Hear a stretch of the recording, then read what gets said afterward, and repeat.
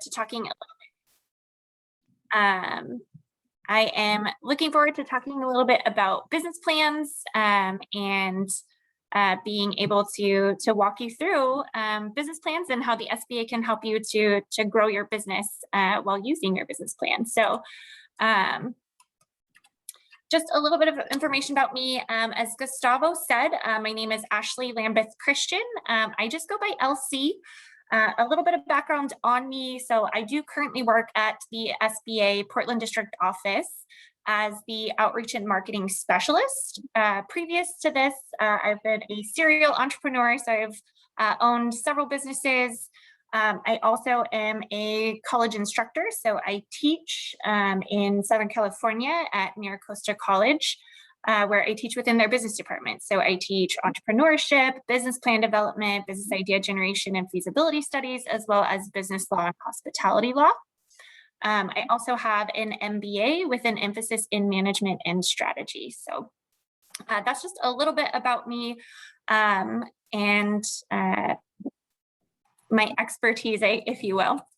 So the agenda today is going to be discussing what is a business plan, how is a business plan used, what information does it need to contain, why do you need a business plan, and a little bit about the formatting of a business plan, and then we will end today's discussion with a short overview of the SBA programs that we currently have, as well as how to get in touch with our resource partners. What I will say about today is that, as I mentioned, I teach an entire class on business plan development. It's an 8-week class. And so we're going to move through this information very quickly. And so if you are looking for more in-depth kind of information, I definitely suggest contacting our resource partners to kind of help you to flesh out or build upon these ideas that we're going to discuss today. So what specifically is a business plan? A business plan is the clear description of your business's future. It's a document that expresses what you plan to do and the steps you are planning to take to get there. You want to include in your business plan both short-term and long-term goals. So when we're discussing about short-term goals, this is anything that's going to happen within the next 12 months. So for example, we are starting a new product line that will launch within 6 months. We are going to be getting some type of storefront for our business. So these would be short-term goals.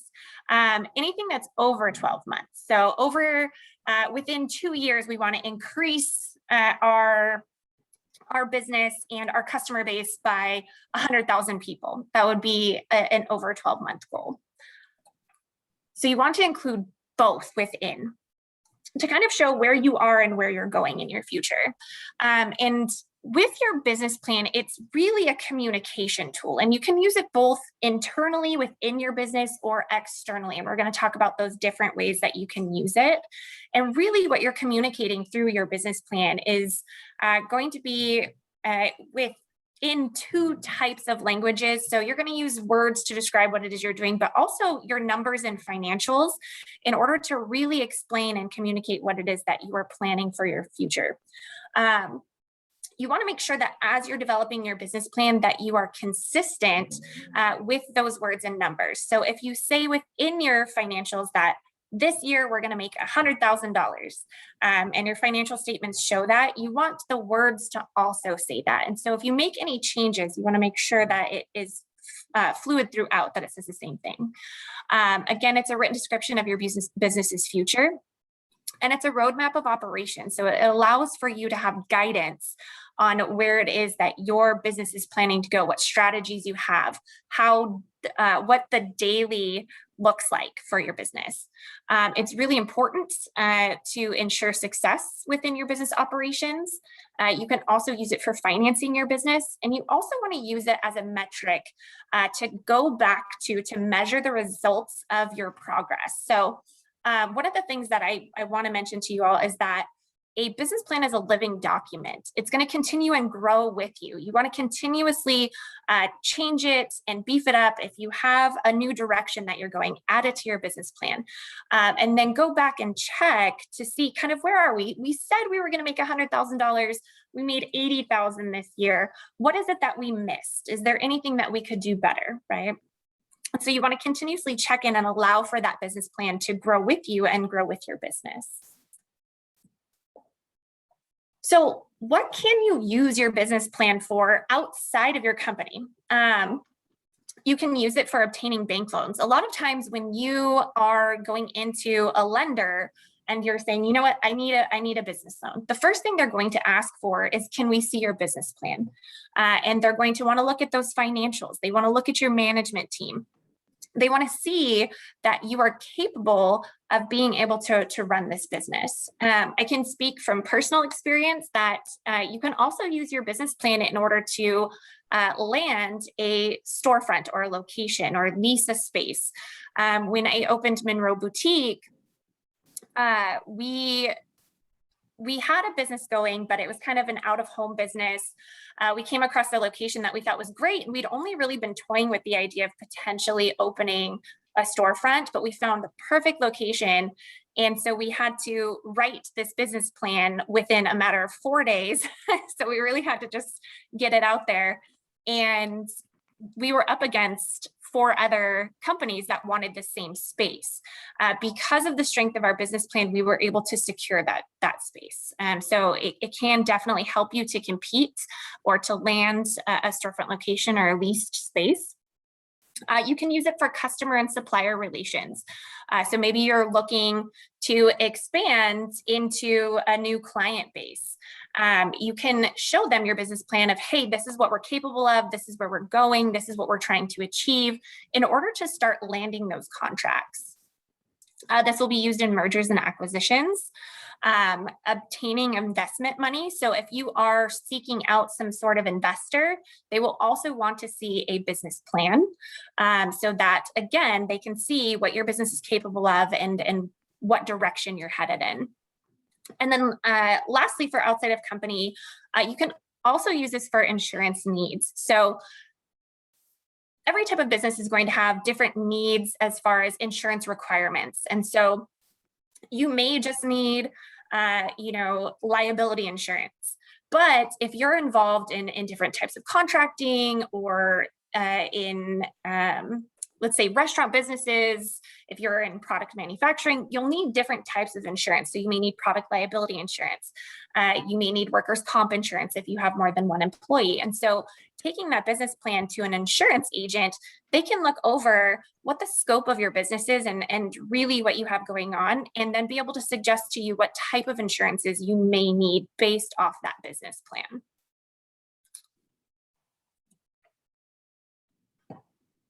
Inside of the company, you can use it for setting goals. So you can use it for, this is what we're trying to achieve. We want to increase our customer base by 10,000. We want to increase our revenues by 18% in the next 6 months. We want to increase our product line and have a new product or research and development going within X amount of time. And so it's really there for setting goals. We want to get into a physical location within the next year. One of the big ones that we're seeing right now is pivoting and growing your business because of COVID. One of the things that I'd like to ask too while we're kind of going through this, and you all can put it in the chat box if you would like, is how many of you have written a business plan for your business already? If you haven't and you're already an existing business, that's totally okay too. I see that a lot of the time as well. But it can help you to pivot and grow your business. So as an example, I have a really good friend who did house cleaning. She has a house cleaning service. And when COVID hit, she wasn't able to go into people's homes. And so she was really struggling to figure out where do I go from here? And so what she did was she considered a whole new target market, a whole new customer base. And that was big box stores, so grocery stores, the outside of Walmart, things of that, and they went in and they sanitized the entrances for these buildings. So within her business plan, in order to pivot to that new market, she included all of that information into her business plan. So this is something else that you can include if you're, again, considering a new product that you might be putting out, or you're considering a new type of customer or a new target market to seek, then this can all be placed in your business plan. Again, it's used as a metric to monitor your progress, as a directional path to operate your business. And it's really a great process to convert your mental ideas into reality. So one of the things that's amazing about a business plan is when you sit down and you start working through those details. So in your head, you're like, I've got it all planned out. I know exactly what it is that I'm going to do. And then you start writing it out and you're like, oh my goodness, I didn't think about this aspect, or I didn't think about that aspect. And it requires for you to do more research. And so it really allows for you to take those mental ideas to the next level and to really make them a reality. And then it also can be used to commit you and or your management team. And so by writing it out, your business then becomes more of a reality. Studies have shown that people that write out those business plans tend to be more successful in actually launching and growing their businesses, because now it's on paper. And so now it's more of a reality for those people. You can also use this to grow your management team. So maybe there's somebody that you know that works for another company that's really strong and you'd like to bring them into your business. You can show them your business plan. Hey, this is what we have in mind. This is what our business is going to be doing. We'd really like for you to read over the business plan and see if you would be interested in joining our team. So this is a great way to also bring really strong employees on board, or really strong management team members on board as well.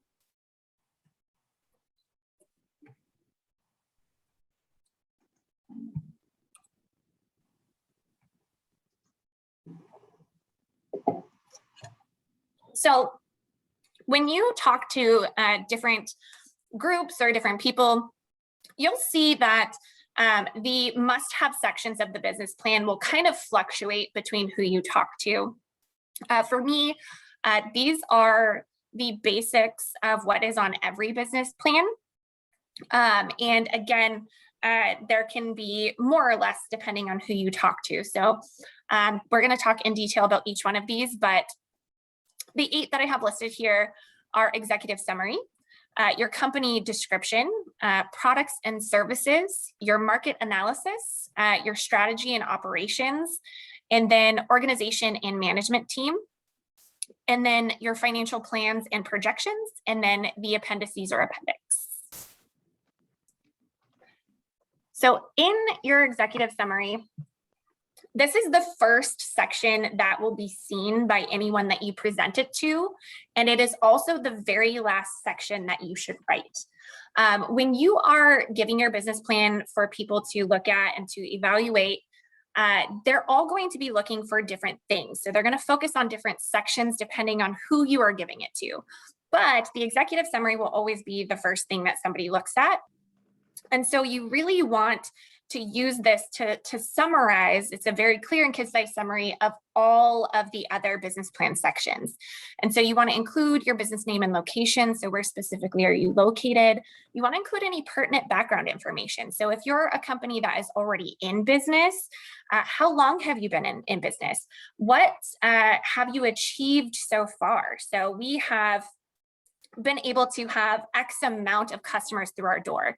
We've done X amount in sales. And so give that pertinent information of what have you already done? What have you already achieved? Or we already have a physical location. We've already gone through the research and development process. So just give an idea of where it is that you're starting. If you are a startup business and you are just writing this out as you're trying to decide, which direction my business is going to go, give pertinent background information on how this came to be. So what kind of pushed you to start this business? You also want to summarize the products or services that you are offering. So who are you? What do you do, right? You can include mission and vision statements. And then a big one is including specific quantitative information, so numbers and financials. Again, this is how big is your customer base? How much do you plan on doing in sales, or sales have you forecasted for your sales? So include specific information. And then include your purpose behind writing the plan. So why are you writing this business plan? Are you seeking funding? Are you trying to gain investors? Are you trying to bring on employees? So what is the purpose behind writing your business plan? Is it just for internal use? This is just a guide for us to set up operations.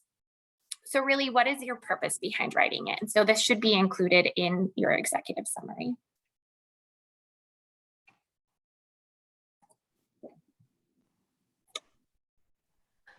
So when we're talking about the company description, this is where you really get more into detail. So on the executive summary, you just kind of want to highlight some of each section, and then you'll get in more detail as you go through. So in company description, you want to describe your business.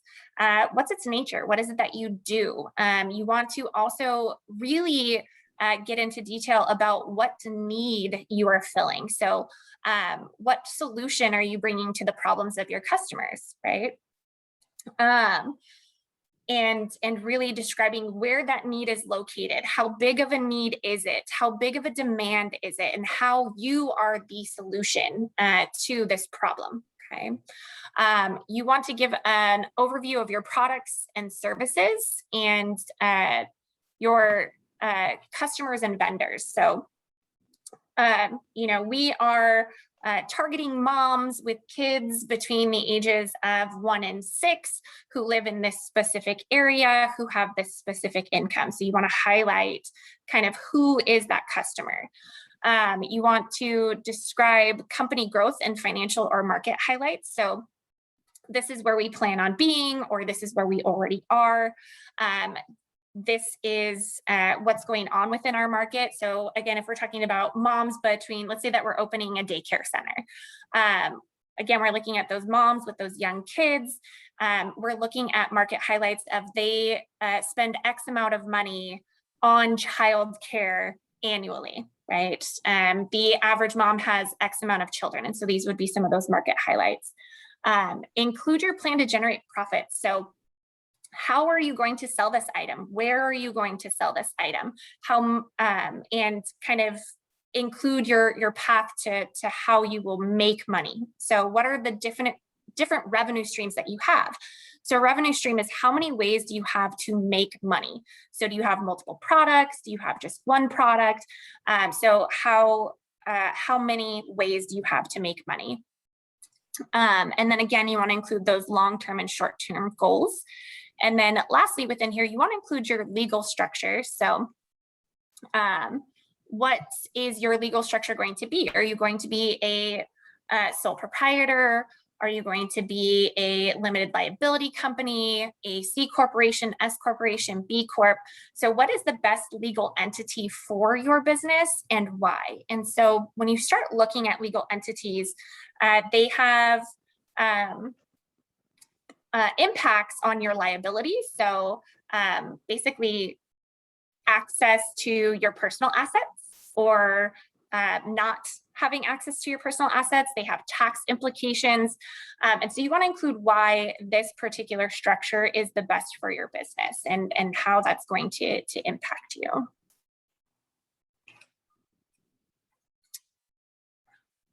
When we are talking about products and services, this is where we really get into detail about our products and services. So what are we offering? What is it going to be made out of? Where is it going to be manufactured? What materials do we need for that product and service? And then talking more about the needs and benefits you're supplying to your customers. So when we're talking about the benefit you're supplying to your customer, look at it from their perspective. What is it that you are doing for them? And so I could say, yeah, I have an AC business, and that's really simple, right? But when we're talking about need or benefit, we're supplying a more comfortable living space for families. And we are allowing for people to enjoy their homes, right? So this is the benefit that we are providing. We're allowing for people to be cool and comfortable and make more memories, right? So this is the benefit we're supplying to our customers. You want to clarify how you will generate new product and service ideas. So what are your research and development strategies? So when we're talking about this, are you going to put out surveys and ask for feedback? Ask your customers directly, hey, what is it that you all need? That's a type of research and development of deciding what new things we can bring on. Are you going to be researching your competitors and seeing what they have coming out? Are you going to expand on ideas you already have and create complementary items for the products that you already have? And so you really want to clarify what this R&D process looks like. So how are you going to gather that information? And then what are your next steps of development? You want to explain your product's life cycles. So where are they? Is this a brand new, never seen before product? Because if this is the case, let's say that you have something that is a new invention of some kind, and it's never been seen before, it's never been done before, this changes your strategy because you're trying to break into that market. And so your strategy is going to be to create awareness and education surrounding this product and showing people why they need this product. Where if it's already an established product, right? So most people are aware of it. Now you just need to show people and let people know, hey, we have this product. We're different than our competition because of, our uniqueness or our price point or our customer service. And so it changes your strategy. So you really want to identify kind of where you are in that product life cycle. And then you also want to detail any trademark, copyrights, licensing, or patent plans. So if you are planning on trademarking your company, your logo, your products, anything of that nature, you want to include that in here. If you are interested in doing any of that, you can do that through the USPTO. So that's the United States Trademark and Patent Office. But you want to include those details here.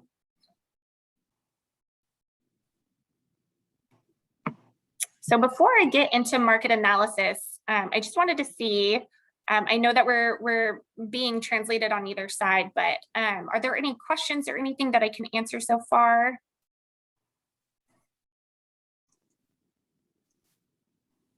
Just a second, I'll take a drink.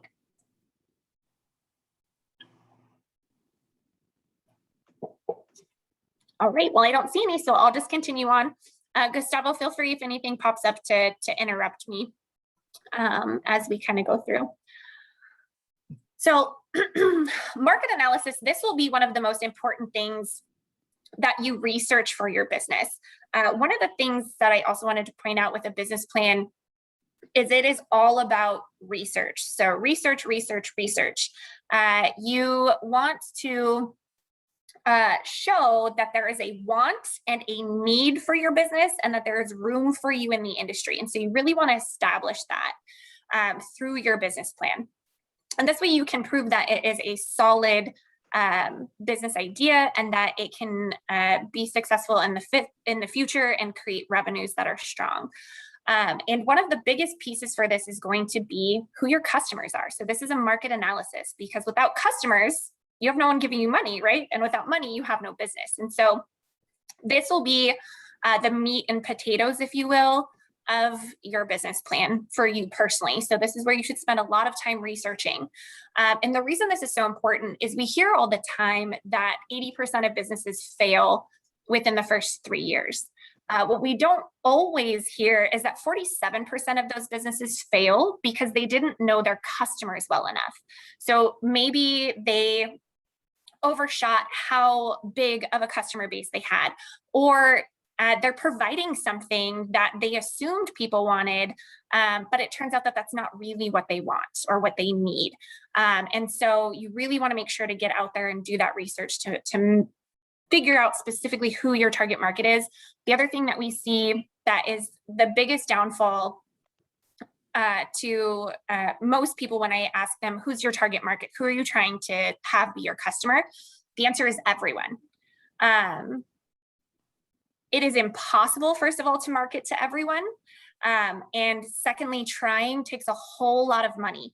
As a startup business, or as a business in general, we have limited funding.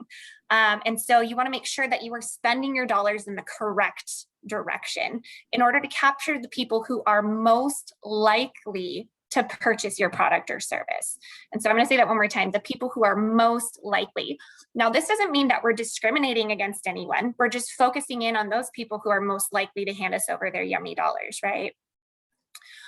What's amazing too is if you do solid enough research, you can figure out exactly how many of those customers, the people who are most likely to purchase, how many of them exist. And you can take this customer base and look at their purchasing habits. So how often do they purchase a product like yours? How much do they spend on it? Or what is your price for this? And this can equal your sales forecast. So this can help you to kind of predict what your future sales are going to be based off that customer and their buying behavior. When you know your market really well and you're having that constant communication with your target market, you can tailor your product specifically to your customers. And the more that you can make your product or service feel like it is custom to them, the stronger that relationship is going to be, and the more often that they will come back specifically to you. So this is going to generate those continued customers. And then this will also help you to develop new or complementary products. As you get to know them, as you get to know what their wants and needs are, you can continue to develop new ideas. A lot of times, as I mentioned before, they'll tell you exactly what they want. So what is it that we are looking for? So when you are looking at your market analysis, you are wanting to figure out who very specifically you are selling to. And so you're looking at the history of the market, the growth rate of the market, how much do they have to spend, any trends in their spending, so any shifts within their spending. And you really want to develop a customer profile. So we're looking at their age, their sex, male, female, non-binary, their income, how much money do they make, how much discretionary income do they have, so how much they have left over after paying the necessities. So how much money do they have to spend on the things that they would like to? Looking at their buying habits again. So really kind of figuring that out. You want to look at other demographic data. So where are your customers located? So where do they physically live? A lot of times, let's say that you do have a physical location. So let's say that we're opening a coffee shop this time, or even going back to that childcare facility. We're looking at customers who most likely live within a 10-mile radius of us, because most people aren't going to drive, half an hour to go find a cup of coffee or to drop their kids off at a daycare. And so you want to look at the demographics within that 10-mile radius of where you're starting your business. You want to research again what your customers' needs and wants are. What is the problem that they're having? Where does that problem come from? And how do you become the solution with your product or service? You want to consider how you will reach your customers. So how are you going to communicate with them, and where are you going to communicate with them? So right now, social media is huge, right? But you're most likely not going to contact someone who's over the age of 60 on social media.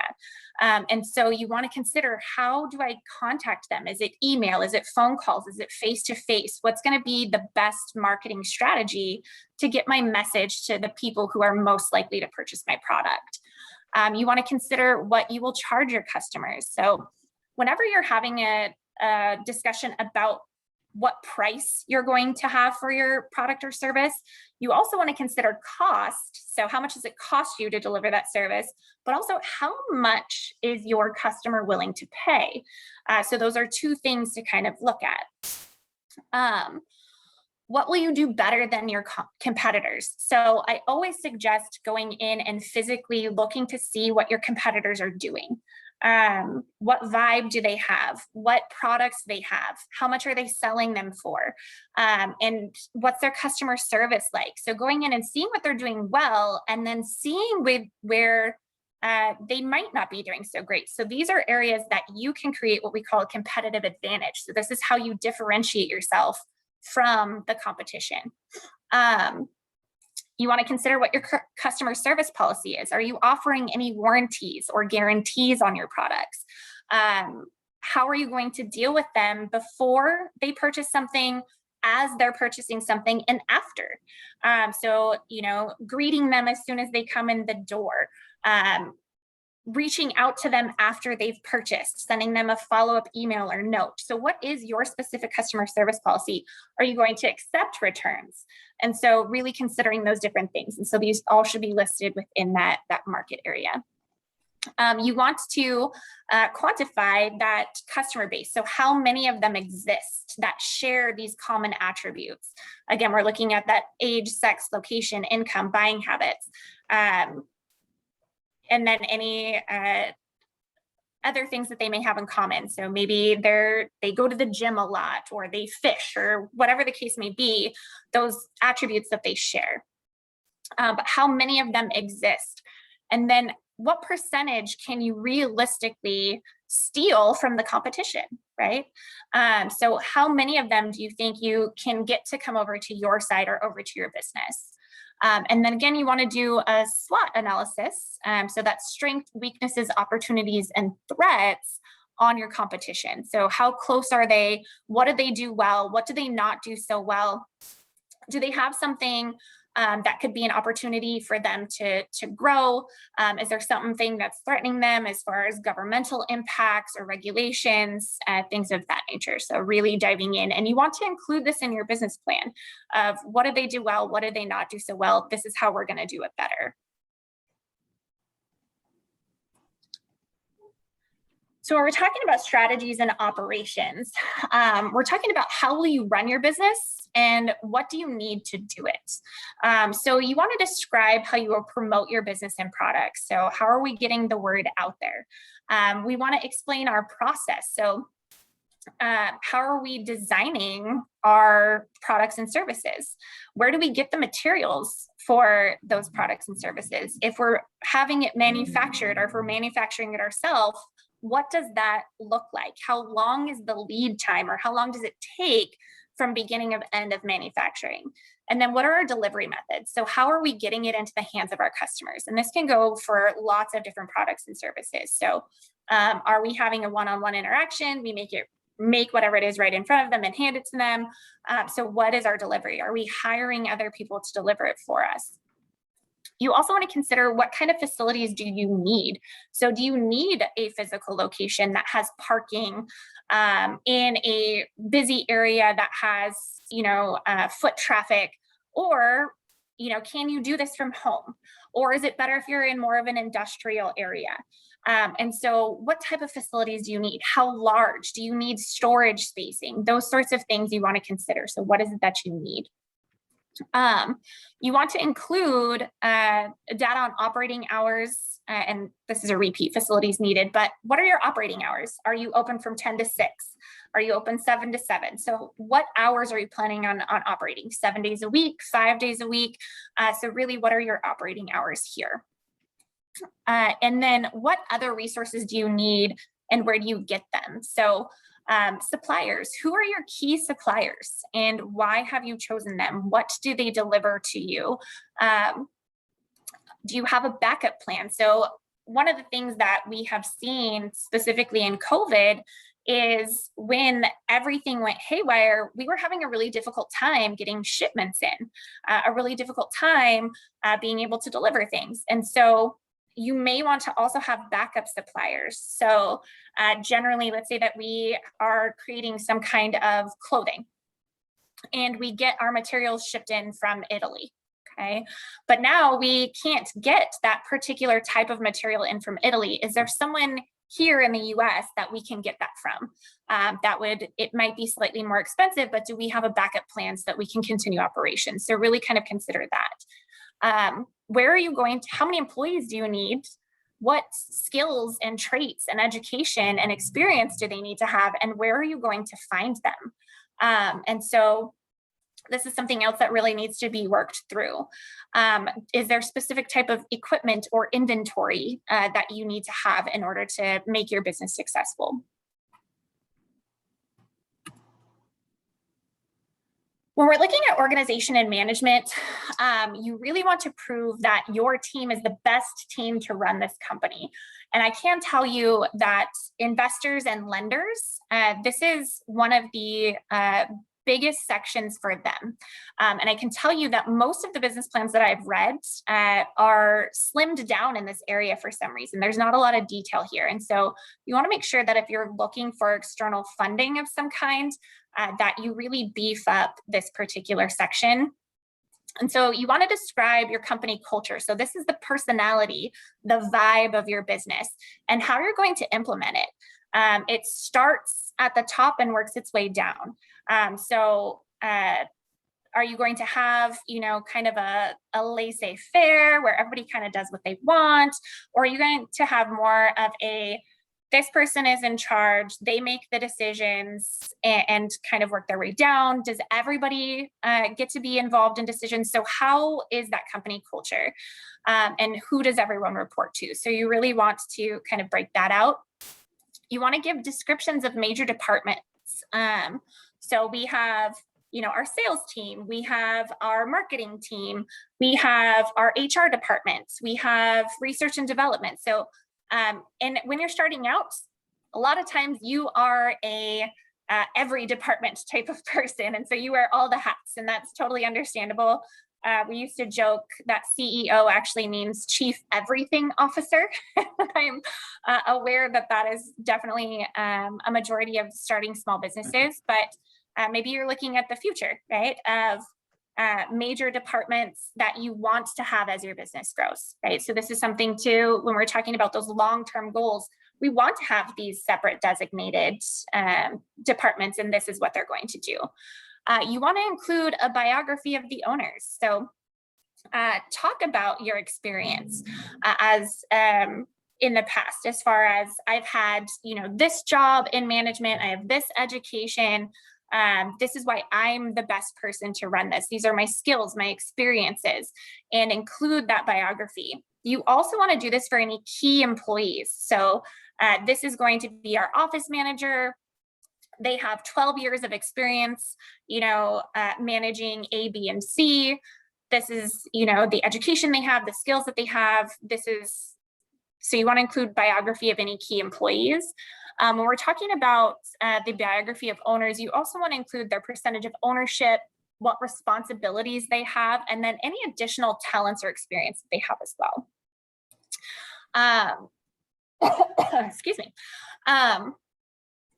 When we're talking about our employees, again, you want to include where and how you will find them. You also want to talk a little bit about how you're going to train them. What does training look like? Is it a 2-week submersive training, or is it just hands-on? You start today, you're learning by working beside someone else. So really describe what that training is going to look like. And then lastly, you want to include what we call a bail team. So this is your banker, your accountant, your insurance agent, and your lawyer. A lot of people, when I go through this list, they're like, why do I need to figure out banker? What could the banker possibly offer me? You have to remember that with bankers, one, you want to establish a really good relationship. Take them out to lunch. But establish that really good relationship because one, if it ever comes down to you needing a loan in the future, they're the ones that are going to go to bat for you. Hey, I've been working with, Gustavo for the last 3 years, and, I know how strong their company is. They're the ones that are going to go to bat for you. The other thing that is great about a banker is they also know all of the other businesses in the area. So that situation where we were talking about, oh my gosh, suddenly I can't get a hold of this supplier. I need help finding this specific thing. They know in the community who has it. Hey, contact Anna. Anna has it, or this particular company can do that. So they're really great for you for networking as well. So you want to include all of that in the business plan. If you have any other mentors, so if you're working with the SBDC, if you're working with the Women's Business Center, SCORE, you can also include them on this list of mentors. If you have any investors, you also want to include them in the organization and management section. All right. So for financials, this is where you're going to list out those different financials. So you want to include important assumptions. So this is how we figured out what our sales forecast was going to be. We reached out to 3 different vendors for, this specific item that we needed or supply that we needed. And we had them all give us their different prices. We combined all 3 and we came up with an average price. So you want to describe those assumptions on where these numbers came from. But for basics, you'll need a balance sheet, a break-even analysis. So at what point do we start making money after paying our fixed expenses? Cash flow projections for at least 3 years. You want to include income, profit, and loss projections for at least 3 years. And then again, you want to include not only those spreadsheets, but also include written explanations. So if you're showing it across the board where your projections for cash flow in January and February, they're super low, and then they start to increase in the summer, and then they decrease again in fall a little bit, but then they come up again for Christmas. So you're seeing this crazy cash flow. You want to explain why. So, hey, we're a seasonal business. And so summertime is our big business. We anticipate that we're going to get 60% of our sales in summertime. We're going to drop off a little bit in fall. We'll pick back up for Christmas time, and then we'll see a lull in winter, right? And so you want to kind of explain what those numbers mean and why they're fluctuating. Your appendix, this is important information that you want to include, but it doesn't necessarily fit into the business plan. So this is, you want to include the number of pages in the appendix. And the reason why is because, and you want to make sure that the numbers of your business or the pages of your business plan are numbered. And the reason for this is sometimes when you hand over a business plan and you're like, hey, check it out and get back to me, people sometimes drop it. It gets disorganized, those sorts of things. So you want to make sure that you're able to get that back in order. So you want to include the number of pages included. You want to include details of how you arrived at your projections or proof of how you arrived at your projections. So if you see that there are articles written about your particular type of business, or if you have proof that people want to do business with you, you would include that in here. If you are working with an investor, a lot of times they will ask for resumes and diplomas to prove your education and your experience. You want to include credit information, letters of intent. So this is, people are saying we have the intention of working with this company, or we want to work with this company in the future. You can include any of the leases or buy-sell agreements in there, copies of special licenses, certificates, permits, etc., required to open your business. And then you want to include advertising brochures, flyers, survey forms, etc. So remember how I was saying you want to talk to your customers, you can include what that survey form looks like that you used to gather information from your customers. So when we're talking about general guidelines for a business plan, there's no set number of pages that you need. So I would say the average business plan that I see is about 7 to 10 pages. But it's really going to vary on the complexity of your business idea. If I am, starting an in-home business where I'm just, working online, so I'm an online retailer, I'll probably have a much smaller business plan than if I was opening a company like Google, right? Or a company like Tesla, right? That's going to be hundreds of pages of business plan because it's a more complex idea. So if your business plan is only 3 pages and it's focused and concise and direct, don't stress it. There's no set amount that you need, okay? You always want to use third-person language. This is going to beef up your professionalism. So you want to avoid I, me, mine, and my. So instead of saying my business idea is, or I'm going to do blank within my business, you want to focus on your company name. So Ashely's AC company is going to grow by X amount. We are going to develop this new product. Okay, so you want to use we, our, and us, and this will really beef up that professionalism and also your credibility right away. You want to keep it simple and eliminate the hype. So You want to use facts. So business plans are about facts. They're not specifically a marketing material. So you don't want to come in and say, this revolutionary epic idea, right? You want to establish, we have lined up already X amount of customers who are willing to spend this much money, which is going to generate this much, right? You want to make sure to check it carefully for spelling and grammar errors. Have other people look it over too before you present it. You want it to be realistic. So using the coffee idea, so if we're opening a coffee cart, we're probably not going to make $12 million in our first month, right? And so you want to make sure those projections are realistic of how much money or how large of a base of customers you'll have. So being realistic there.